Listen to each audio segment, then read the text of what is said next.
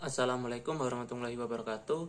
Saya Ivanda Widyadana Hermananda dari kelas 12 IPA 5 Persensi 15 akan mempresentasikan tentang Persatuan dan Kesatuan Masa Revolusi, Kemerdekaan dan Republik Indonesia Serikat.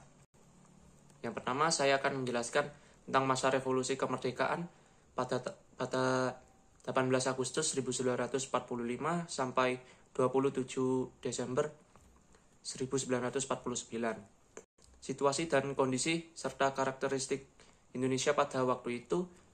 Yang pertama, bentuk negara adalah kesatuan. Selanjutnya, bentuk pemerintahan republik. Selanjutnya, presiden sebagai kepala negara sekalipun kepala pemerintahan. Selanjutnya, sistem pemerintahan presidensial. Selanjutnya, konstitusi Undang-Undang Dasar 1945, namun belum dilaksanakan secara murni dan konsekuen karena pada saat itu Indonesia baru saja diproklamasikan sehingga kekuatan negara difokuskan dalam upaya mempertahankan kemerdekaan. Yang selanjutnya, yang terbentuk hanya presiden, wakil presiden, menteri, gubernur, dan 12 departemen. Pada saat itu terdiri dari 8 provinsi, yaitu Jawa Barat, Jawa Tengah, Jawa Timur, Sumatera, Borneo atau Kalimantan, Sulawesi, Maluku, Sunda Kecil. Sunda Kecil itu terdiri dari Bali, Nusa Tenggara. MPR, DPR, dan DPA belum bisa dilakukan karena sedang pergolakan fisik. Selanjutnya saya akan menjelaskan tentang latar belakang dikeluarkan maklumat. Dengan dipegang kekuasaan MPR, DPR, dan DPA oleh Presiden berdasarkan pasal 4 Aturan Peralihan Undang-Undang Dasar 1945, dijadikan propaganda oleh Belanda di dunia internasional bahwa Indonesia sebagai negara diktator karena kekuasaan negara terpusat pada presiden. Maka pemerintah Republik Indonesia segera mengeluarkan 3 maklumat tersebut.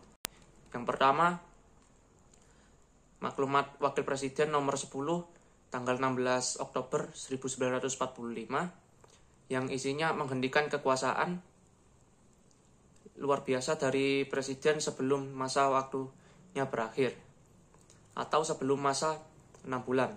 Jadi kekuasaan MPR, DPR yang tadinya dipegang oleh presiden dialihkan kepada Komite Nasional, menyalahi Undang-Undang Dasar 1945 karena belum habis masa berlaku, yaitu 6 bulan. Yang kedua adalah maklumat pemerintah tanggal 3 November 1945 tentang pembentukan partai politik sebanyak-banyaknya oleh rakyat sebagai tanggapan bahwa salah satu ciri negara demokrasi adalah multipartai. Dimaksudkan agar dunia internasional menilai bahwa Indonesia adalah menganut asas demokrasi. Yang terakhir, yang ketiga, maklumat pemerintah tanggal 14 November 1945 yang intinya mengubah sistem pemerintahan presidensial menjadi sistem pemerintahan parlementer. Maklumat ini menyalahi Undang-Undang Dasar 1945 karena dalam UUD 45 sistem yang digunakan adalah sistem pemerintahan presidensial. Sistem parlementer tidak berjalan lama karena kabinet parlementer yang dibentuk gampang dijatuhkan oleh mosi tidak percaya dari DPR, sehingga sering terjadi peringatan pergantian kabinet. Selanjutnya saya akan menjelaskan tentang peristiwa pemberontakan. Yang pertama yaitu PKI di Madiun pada tahun 1948. PKI di Madiun ini yang dipimpin oleh Musso bertujuan untuk mengganti dasar negara Pancasila dengan paham komunis dan ingin mendirikan negara Soviet Republik Indonesia. Yang kedua, pemberontakan DI atau TII. DI atau TII di Jawa Barat dipimpin oleh Sukarmaji Marijan Kartowiryo yang bertujuan untuk mendirikan negara Islam Indonesia. Selanjutnya saya akan menjelaskan tentang masa Republik Indonesia Serikat pada 27 Desember 1929 sampai dengan 17 Agustus 1950. Situasi dan kondisi serta karakteristik Indonesia pada saat masa Republik Indonesia Serikat sendiri. Terjadi pengangkatan Perdana Menteri yang dilakukan oleh Presiden, bukan oleh Parlemen sebagaimana lazimnya. Yang kedua, kekuasaan Perdana Menteri masih dicampur tangani oleh Presiden. Hal itu tampak pada ketentuan bahwa Presiden dan menteri-menteri bersama-sama merupakan pemerintah.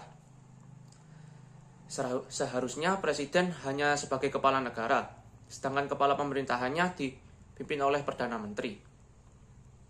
Pembentukan kabinet dilakukan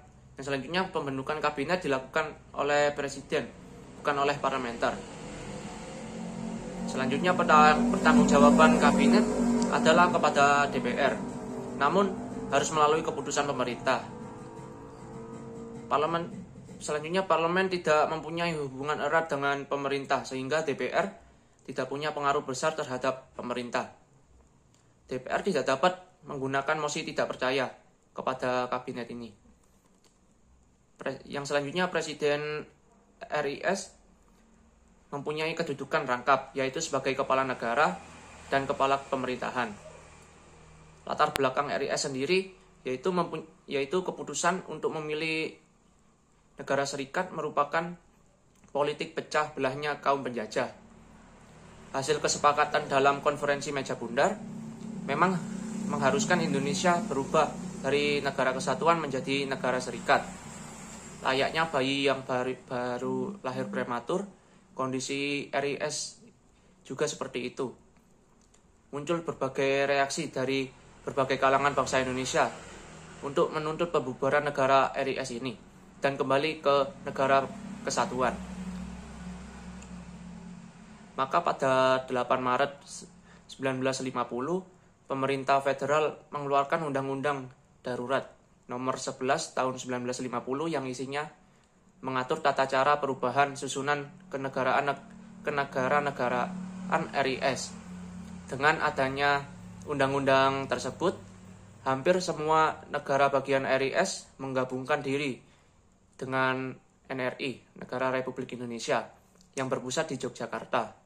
Akhirnya negara RIS hanya memiliki 3 negara bagian, yaitu NRI, Negara Indonesia Timur, dan Negara Sumatera Timur.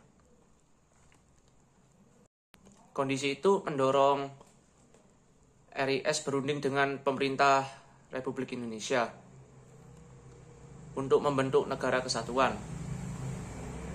Pada tanggal 19 Mei 1950, dicapai kesepakatan yang dituangkan dalam Piagam Perjanjian. Disebutkan pula dalam perjanjian tersebut bahwa Negara Kesatuan Republik Indonesia menggunakan Undang-Undang Dasar baru yang merupakan gabungan 2 konstitusi yang berlaku, yaitu Konstitusi Republik Indonesia Serikat dan juga Undang-Undang Dasar 1945 yang menghasilkan Undang-Undang Dasar Serikat yang menghasilkan UUDS 1950. Pemerintah Indonesia Bersatu ini dipimpin oleh Presiden Soekarno dan wakilnya Muhammad Hatta. Sebagaimana diangkat sebagai presiden dan wakil presiden pertama setelah proklamasi Indonesia. Pada tanggal 17 Agustus 1950, Konstitusi RIS diganti dengan Undang-Undang Dasar Sementara tahun 1950. Sejak saat itulah pemerintah menjalankan pemerintahan dengan menggunakan Undang-Undang Dasar Sementara 1950. Berikutnya saya akan menjelaskan tentang peristiwa pemberontakan pada masa RIS.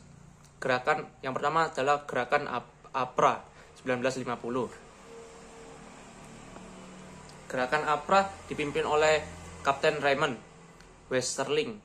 Gerakan ini didasari oleh adanya kepercayaan rakyat akan datangnya seorang ratu adil yang akan membawa mereka ke suasana aman, tentram, serta memerintah dengan adil dan bijaksana. Tujuan gerakan APRA ini adalah untuk mempertahankan bentuk negara federal di Indonesia dan memiliki tentara tersendiri pada negara bagian RIS. Yang selanjutnya adalah peristiwa pemberontakan gerakan Andi Agis pada tahun 1950. Pemberontakan di bawah pimpinan Andi Agis ini terjadi di Makassar. Diawali dengan kekacauan di Sulawesi Selatan pada tahun 1950. Kekacauan tersebut terjadi karena adanya demonstrasi dari kelompok masyarakat yang anti-federal.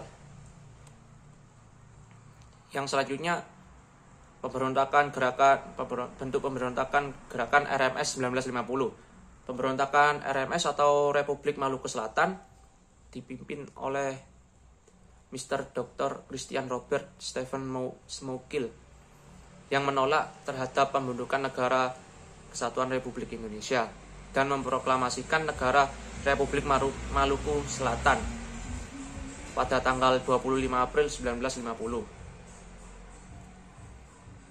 Sekian kurang lebihnya dari saya. Jika ada salah kata, mohon maaf. Wassalamualaikum warahmatullahi wabarakatuh.